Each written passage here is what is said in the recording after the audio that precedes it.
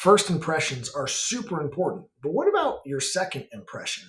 See, when we see somebody and observe them for the first time, we might be looking at how they carry themselves. We might be looking at their clothing and then their speech and their handshake and a couple of immediate factors in that short interaction that tells us, hey, we can continue to network and work and have this person in our lives, or we may just need to move along and not really attach ourselves to this person.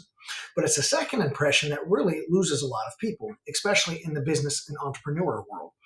See, if you have a really great sales pitch, you carry yourself well, you've really rehearsed your practices, but then you go and you deliver those services or you provide a product that's kind of junky or broken, that second impression, that promise that you gave them, that delivery that they were supposed to get, really flounders. Sometimes it's before you even get to the service. You may have made a wonderful sales pitch. Now you're going to onboard this client, but then the onboarding process is clunky and people aren't communicating well and the documents don't get transferred.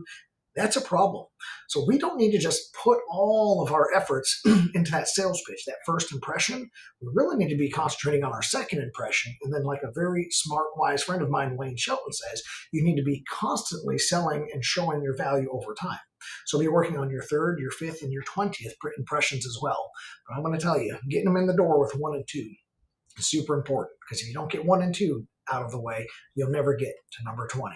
So focus on your first and your second impressions and see how that improves your clients.